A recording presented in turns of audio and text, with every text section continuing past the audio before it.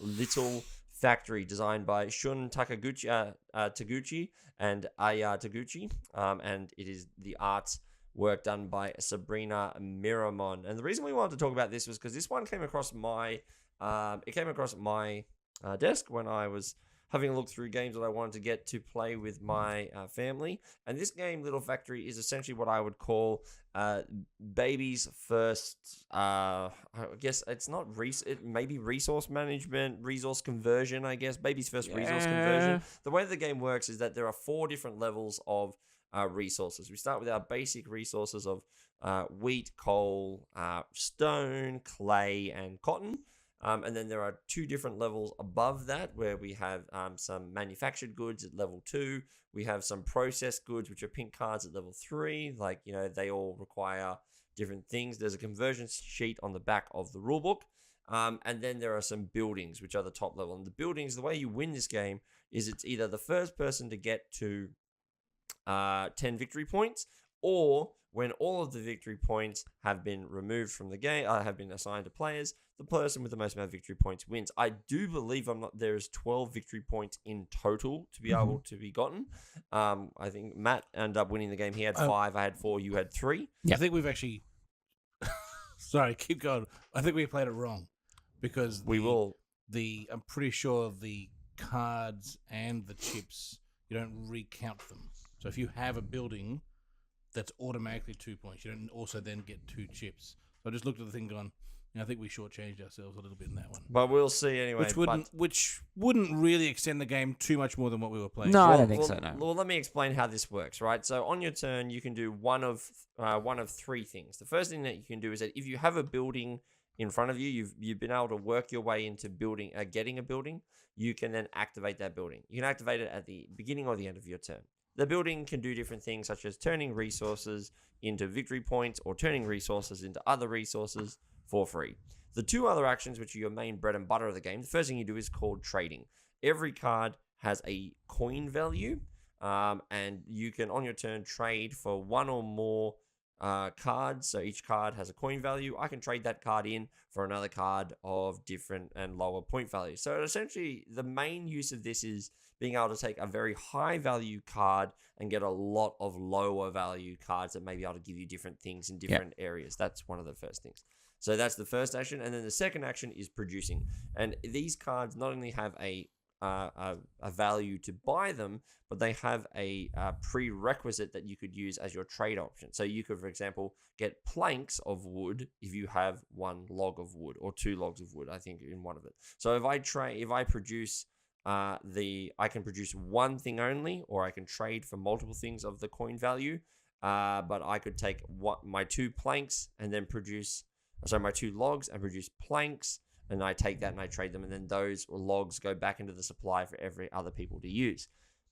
At its core, that's the game. The game is all about just taking little steps, producing, taking little baby steps up production trees, and then maybe going, well, I can't do anything with this building. There's nothing out there.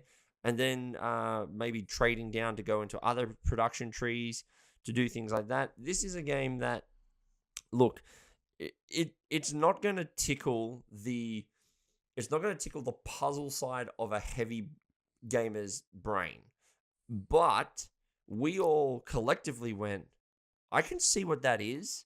And that would be a perfect baby's first resource management game. Like, this is literally, I could give this to your 8-year-olds, Matt, and even potentially Evie, and say, can you see that symbol somewhere, and get them to start doing that kind of stuff. And I really think this is the reason why I want to do it as a gateway game, is because I truly do think that this can start to show kids and other people like resource conversion and understanding, your tech trees and things like that. No, I agree. I think that's where the value in this game lies. It's not for as you said, for heavy gamers. It wouldn't be one that you'd pick up off the shelf very often, but it's perfect for this gateway community if you're looking for a game that can teach you a mechanic, a really standard mechanic in bigger games as well. Yeah. Of, what have you got? How do you get to the next level? Or how do you jump a level by, maybe taking yourself, one step back to get 2 steps up kind of thing. Yeah, there was something that we spoke about at the end of the game where we were looking at sort of the recommended age, and it was saying 10 plus on here, and we all said, no, we could absolutely show this to our younger kids, and they totally get it. So I'm certain I could put this in front of my youngest son, and he'd look at the pictures and he'd go, yeah, I've got this, and kind of ties into a topic that I really want us to talk about on another podcast one day about those sort of like age ratings on games and such, and how that may be an invalid deterrent for some people picking up games. But coming back to this, I thought it was good.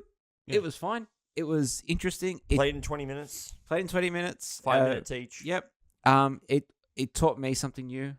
It taught me like I've got a small farm happening at the moment in my backyard, and I worked out that apparently if I get some clay and some wheat, I can get a cow. So after this, you need to go get the clay. That's what you're missing. You've got the wheat at home. You just don't have the clay. My entire yard is clay based. I'm gonna take some. I'm sure it's Herefordshire clay though. Otherwise, God knows we could end up. You know what? I'm willing to experiment. Let's see what happens. So I'm going to take some leftover bread. It's a little moldy, but we'll see what happens.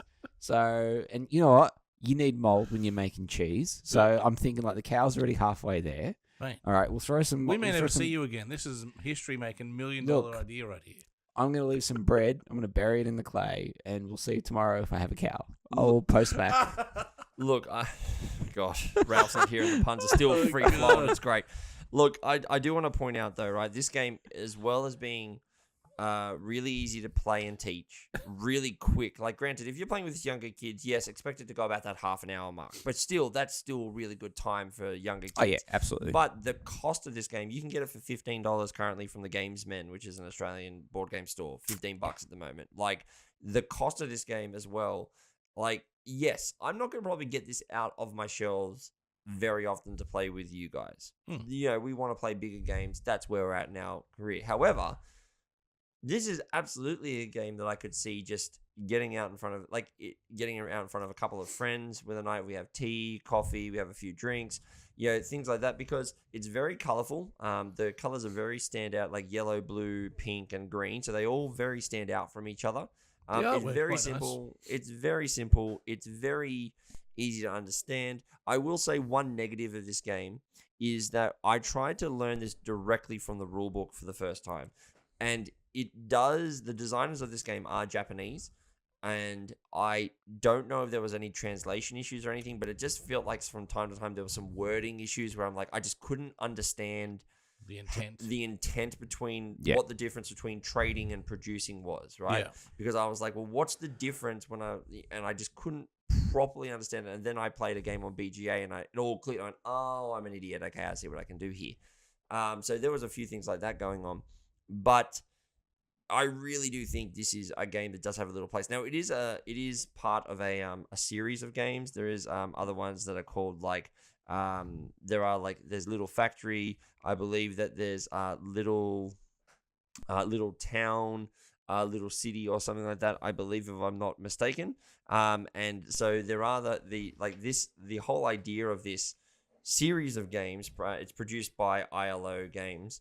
IELLO. And just to cut you off, because it's produced by them, the production will be absolutely quality, and it is like every game they produce is like the production value is off the charts. It is fantastic. absolutely is, and that's why they tend to I really do enjoy these style their production values. I really enjoy Break the Code, which is also an ILO game. The production and the intent is really simple. The cards are really simple and easy to understand as well. And so, generally these series of games tend to take, like we said, one major mechanic, one major kind of theme and idea. This one here is resource conversion. Technically it's a race game. We're racing to 10 points, whatever it is. But realistically, the theme is all around, making a little factory. I have a little production line. I get this, I get that. I can produce this. I move on to the next thing. I follow up the production chains, and away we go. So there are other versions out there and other different ideas that you can check out. And I highly recommend you should check it out. As we said, it's very simple, very cheap, and I do think you could play this with some really little kids. It plays 2 to 4 players, but we played it with 3, had no issues either. So also, decent game that you could absolutely take to like a bistro with the family or Yeah. something like that. If you're going out on a Sunday lunch, just something to play with the kids while waiting for food. This is absolutely one of those games. Absolutely, So, yeah. absolutely. It didn't take up a lot of table space either, so No. that was really good. All right, well, look, ladies and gentlemen, we don't really have anything else for you tonight. We're actually going to end it there. We do want to give a quick couple of shout outs though. First and foremost, go check out, as I said at the beginning of this podcast, go check out our YouTube page, youtube.com. Go to the search bar and type in @BG Gateway. You can find all of the Stellaris Nexus playthrough that I just did. It's only a 2-parter. It takes less than 90 minutes to view, so you can watch that. We also have all the other versions of our podcast up there. And I also do want to give a big shout out to our Discord community, because we're actually starting to get a lot of more talking and discussions over there. We've got some cool people on there who've come and joined us. So we want you to come and join us as well. Go to our website, www.boardgamegateway.com, for all of the links to all of our things. And TikTok for the outtakes, isn't that where? Yeah, well, Yeah. well, the YouTube Shorts. Well, I'm starting to put them on there, but we are on TikTok as well now. We do have our latest podcast outtakes of a specific board game idea that we had, which was absolutely hilarious. I'm not going to spoil that on this podcast. You've got to go to TikTok or YouTube and find out what one we were talking about there.